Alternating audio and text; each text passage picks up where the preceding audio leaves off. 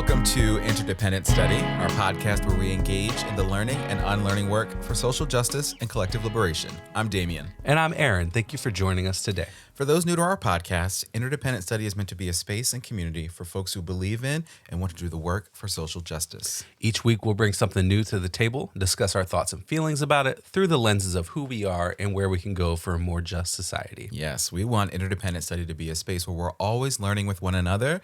And Aaron, my friend, you're up this week. Yeah. What are you bringing to the table today?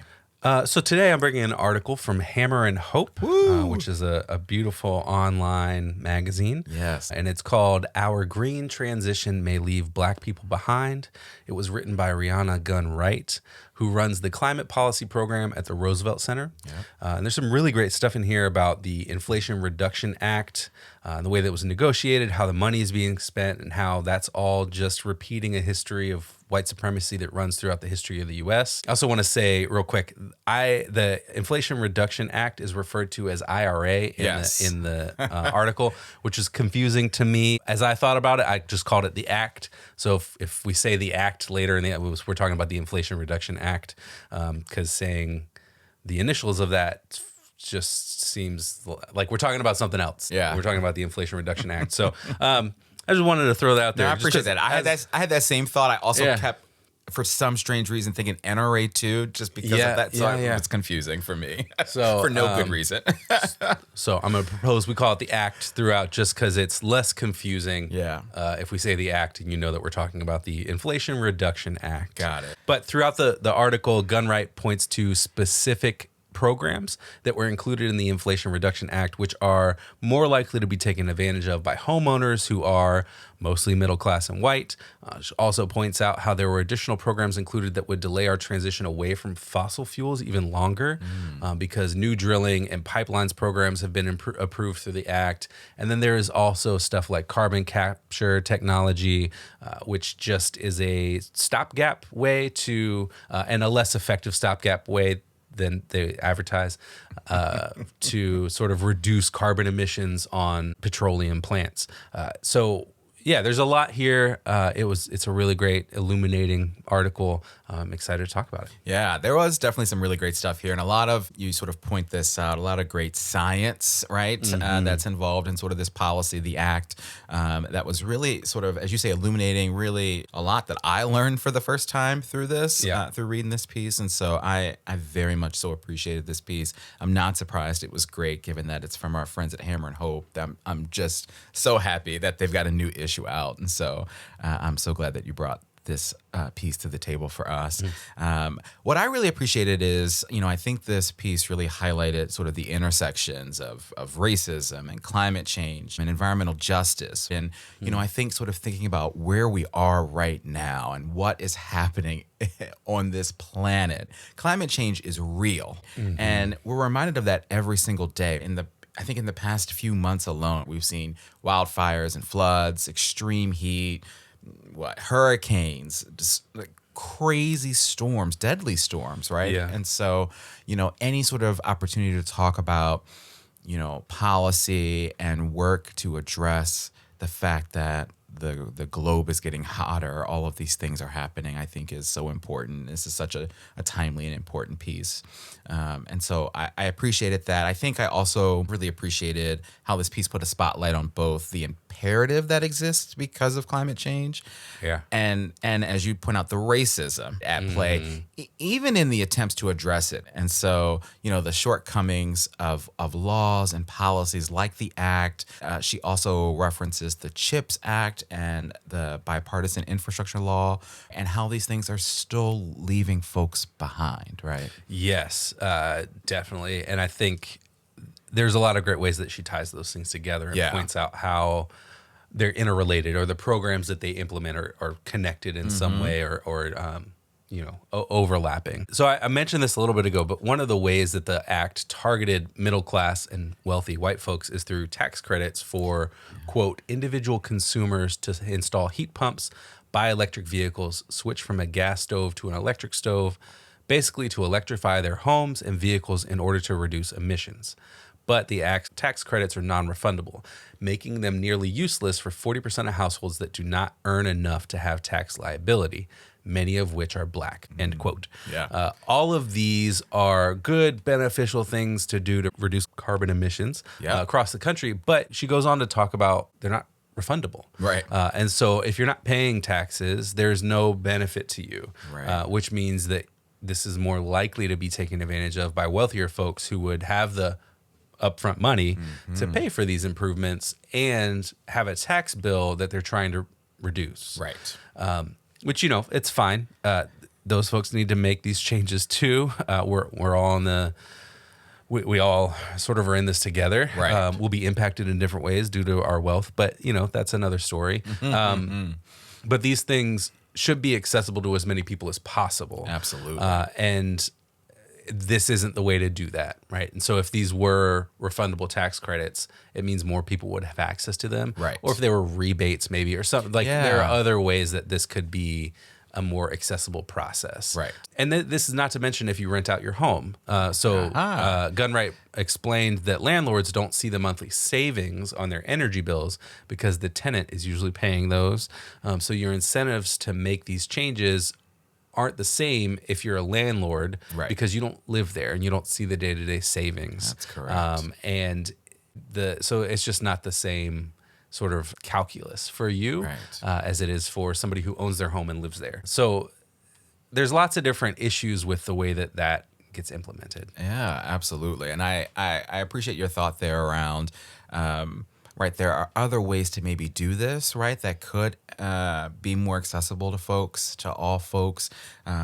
And that they're all in this together. And that's the piece. Like, if we really are committed to environmental justice, to sort of tackling climate change, to making a difference, that this has to be more accessible than it is, right? And so these tax credits, as you say, are such a huge issue with the act. It's definitely something I vaguely knew about the act, but I didn't really know much about that piece and sort of the implications of the tax credits. And I think what I love about this is how it connects so wonderfully to sort of what we talk about here on the podcast, this idea that you have to dig a little bit deeper, right? And this piece does that as it relates to the act and these tax credits not being accessible to everyone and continuing to, in its way, keep racism alive. Yeah.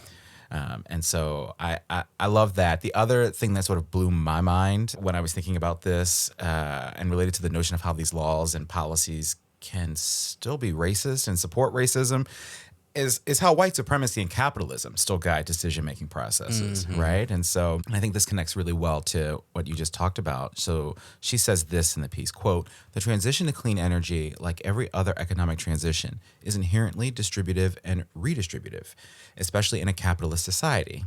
And this time, we need Black people to significantly benefit. Yet, with the exception of a few targeted policies, the act and the debates that have emerged since its passage suggest that the U.S. is again, at this big age, relying on white supremacy to decide how to allocate the power and resources that come from going green." Right? That is brilliant. That's a brilliant sort of analysis of what's happening here. And, I think we simply cannot have this be the case when we're trying to implement policies and laws to address climate change. Yeah, and I think that, she points this out in the piece, is that there's a disparate impact on people. Yes. In terms of who's going to be impacted when by climate change is different. So like poor folks, people of color, Black people are going to be impacted more quickly. Yes, acutely. And more acutely than people who are wealthier, who are typically white.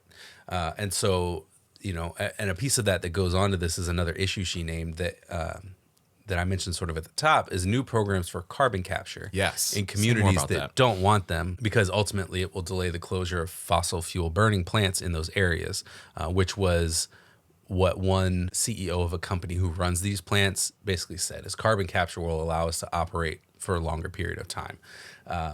So that's just sort of a half step measure, right? Like it's not a good response to figuring this out. So Gunn-Wright mentions two communities on the Gulf Coast, one in Texas and one in Louisiana, which have petrochemical plants that would now have carbon capture technology implemented there. I think it sounds great. Right. Carbon capture as a term sounds good, like clean coal sounds good. And the marketing for these technologies say that they'll remove 80 to 90% of emissions from these types of plants. But the reality seems to be about 10%, which I found out just through a quick Google search. Okay. Because I hadn't, and I still haven't, and this was a very brief Google search. Yeah. I didn't dive deep. I haven't learned a lot about what carbon capture actually is. But, 10% doesn't get us where we need to go Not to at slow all. the way that the average temperatures around the world keep climbing. And so, throw in millions and millions of dollars at reducing emissions from pre-existing fossil fuel plants by 10% just doesn't cut it. Right. When we could be spending those millions and millions of dollars on creating technology or manufacturing technology that we know that works, that is alternative energy sources. Right. And so the sort of trade-off there doesn't make a lot of sense. No. Or we could be spending that money on retraining programs for the people who are working at those plants. Yes. There's all these ways that the transition to different energy has to occur, and that includes not leaving the people who are creating that energy for us now and working at those plants behind. They have to be integrated into sort of a new program, a new training. They have to be, if we're going to end what their job looks like, we have to figure out how we help them move into what the next phase of their work looks like. Yes. And so that could be another spot where we spend that money instead of spending millions on this flashy sort of carbon capture marketing term. Yep. It's really just 10% emission reduction. 10% is wild, right? I appreciate that so much. I'm glad you did that little bit of Googling because it makes a difference. To think about and sort of have some additional context for what's going on here. And, you also mentioned the Gulf, and I was so infuriated when reading sort of those paragraphs about what's taking place in these areas, in these places like Texas and Louisiana, places like West Virginia and North Carolina and Virginia. I think it's so deeply concerning what's happening. So she says this in the piece, quote, "The Senate deal also led to federal approval of the Mountain Valley Pipeline, which, like the lease sales in the Gulf, had been blocked after environmental groups presented evidence of the negative effects of the pipeline's construction and operation would have on water quality and local air pollution, and argued that the project bypassed environmental protection regulations. Like most fossil fuel infrastructure, the pipeline and related facilities would run through poor Black, white, and indigenous communities in West Virginia, Virginia, and North Carolina, some of which already have elevated levels of pollution because of existing fossil fuel facilities. Furthermore, while the owners of the pipeline are required to pay residents for easements to run through their property, those who live in poor communities near the pipeline and its stations will not be compensated for decreased property values or anticipated health risks that may result from the pipeline's operation." And so, you say that there's other ways to think about how we use this money. There are other ways to think about how we do this work. It's like, what are we doing here, right? What are we doing here? Why are we treating human beings in this way, subjecting them to these kinds of health risks? The humanity piece, right, is always something that's ever present for us and as what's always on my mind when I'm thinking about this. And so if we're really trying to tackle the issue of climate change, we have to do that with real people in mind, in their current situations. And this ain't it. Right. No, it's not. And I think about the program, the act opened up, or maybe it wasn't the act, maybe it's what the Biden administration is doing now too, but new leases on drilling processes in the Gulf. And if you think about Deepwater Horizon was 2010. Wow. Yeah. I think, having grown up in Florida. Yes. One of the things heard that name in a while. One of the things you couldn't get for a while are wild caught Gulf shrimp. You're right. And other wildlife, but things that we eat frequently, you couldn't get them in the store because they were still carried a high level of pollution in them. And so it's only within the last few years, we're talking about an oil spill from 13 years ago, Right. that the seafood has been edible again. Yeah. And so I don't know why it just seems dangerous, and we're going to continue to damage ecosystems by drilling in this way. Yeah, ecosystems and the people who live in those ecosystems and around those ecosystems, for sure. Hey, Damien. Hey, Aaron. You know what's coming up? What's that? At least once this unseasonable heat wave ends. Okay. It's my favorite season. Ooh. The fall of the white supremacist, capitalist, imperialist patriarchy. October. Yes. And with that comes some cooler temperatures, and as the cool kids call it, sweater weather or hoodie season. I love sweater weather. That's right. This is the best season, the Indeed. fall, as you call it. And if you didn't know, folks listening, we've got a merch store where you can get a hoodie for the fall. Indeed. In fact, we've got lots of great apparel for the fall. We've got a few hoodies on our site, a long sleeve shirt, a nice pair of jogger pants, and even a mug for your hot cocoa or whatever you want to put in that thing. And if you buy something now with promo code 15 off, that's 150FF, you'll get 15% off your total purchase. And you can use that code up until October 31st. So go ahead and get cozy for spooky season. Hashtag spooky season. I love it. Just visit our website, interdependentstudy.com, and click the merch link on the top menu, and you'll be transported directly to our store. And don't forget to use the promo code 15 off. Man, I can't wait to see all this merch out there in the wild. I love it. All right, well, let's shift here and talk about application. How does this apply to our day-to-day lives? Yeah. So my application for this week is that the primary values of our country and the way that we operate have not shifted. We still adhere to a white supremacist, capitalist, imperialist, patriarchal worldview. And you can see that in the way that some of the most progressive programs in the Inflation Reduction Act were negotiated out of them by the special interests of the oil and gas lobby and by legislators who have their own special interests. One of the things that Gunn-Wright mentioned was like a daycare program for people who were employed and maybe being trained in something new in like green technology, alternative energies. And that was cut because how is that related to environment? And so all of these pieces get cut out as not being seen as being part of the process of moving us away from fossil fuels. Right. And it's just a shame that that's the way that all of this has to work, and that we can't see the full picture is that these people need to be trained. These people have children. These children need to be taken care of. They can't be taken care of if their parents are at work getting trained for their new job that they're gonna have that they can't pay for right now because they don't have a job. All of these pieces that they just don't. They don't see all of it, and the reality is they don't see all of it because they don't have to live it. Absolutely. That's the piece. And you're absolutely spot on with that application in terms of sort of what values guide our country and what values guide these decisions. And so you're right, it's a shame, it's sad. And what gets me about it is the fact that not only should it not be that way, right? It just doesn't have to be that way.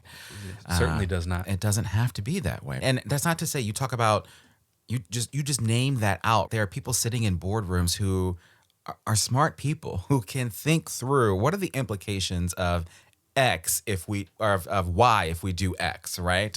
And let's then figure out a plan for addressing what the implications are, right? And so, yeah, those values, what capitalism, white supremacy, it's here. It's absolutely here. So I appreciate that. I think my application, what I was thinking about, sort of takes that a little bit further, and it's this idea of how important it is for all of us to truly work to understand the reach and the impact of these programs and laws and policies and acts and whatever word you want to use, and to advocate and push for our representatives to ensure that the truest and purest purposes of these programs are carried out. So sort of what I just talked about, this idea of thinking through all of the implications and understanding what does this mean? What's written on paper, but what does that mean for real people? And, how do we hold our leaders accountable to fighting for what's right and to fight against those harmful values that you talked about? That's so important here. And I appreciated what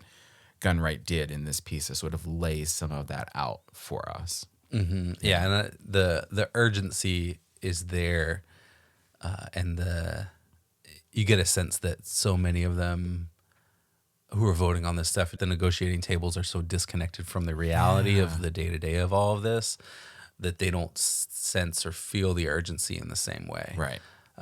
And so that's, we have to keep putting telling them about the urgent, showing them how urgent all of this is.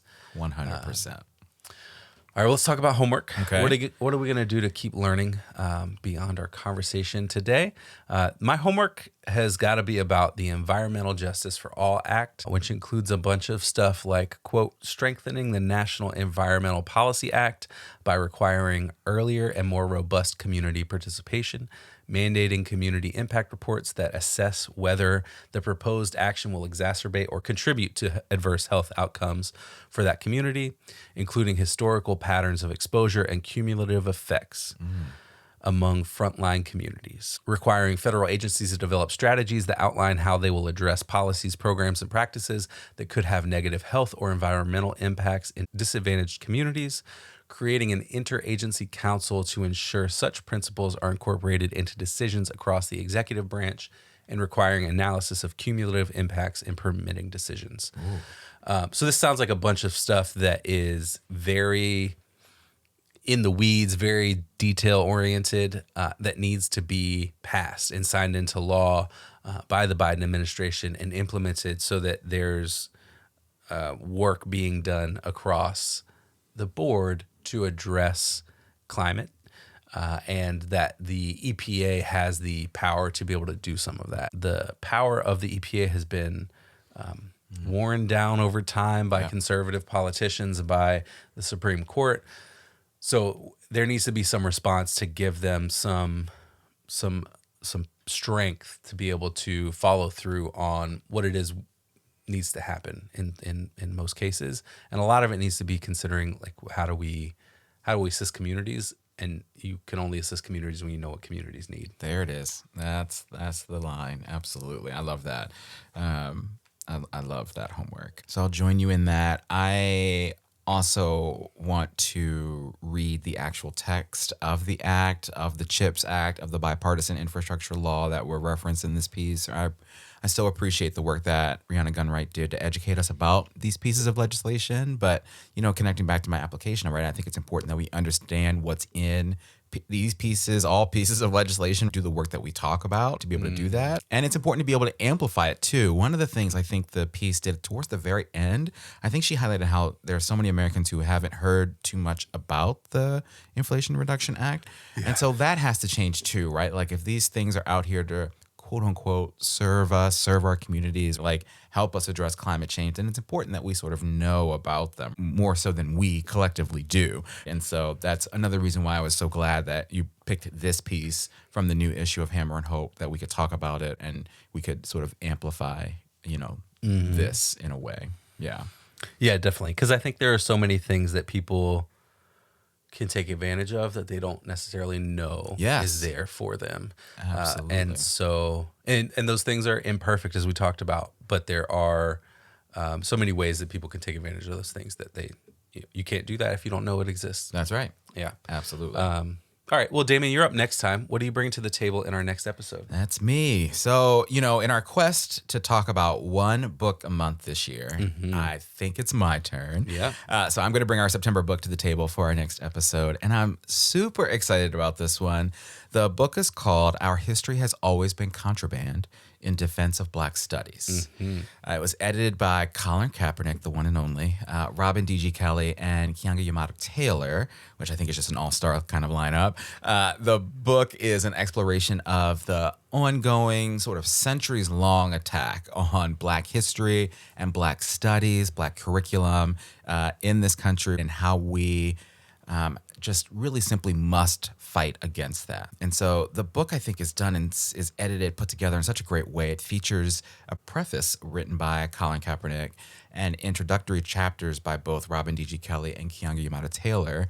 But then it is sort of chock full of excerpts from so many incredible scholars, folks like Frederick Douglass, Zora Neale Hurston, Du Bois, James Baldwin, Angela Davis, Barbara Smith, Bell Hooks, Kimberly Crenshaw. I mean, the list goes on and on. So there's just some really great, and I haven't gotten through all of it yet. I think I'm about halfway there, but there's a lot of great, I think there's a great connection and analysis based off of all of those sort of excerpts and these scholars talking about the importance of Black history and not just Black people learning about that history, but all of us learning about that history, right? Because it is our collective history. And so I am so looking forward to finishing this book. It's been so great so far. And, for us to get to talk about it next time. Absolutely. It's been a great read so far, and so many great and historic pieces that are included in it. Yes. That are great to either revisit or have parts of that I'm like, oh, I haven't had a chance to read that yet. So it's cool to have it included here. But it's sort of in some ways, a compendium of Black studies, so to speak, over the course of the last several hundred years. Yes.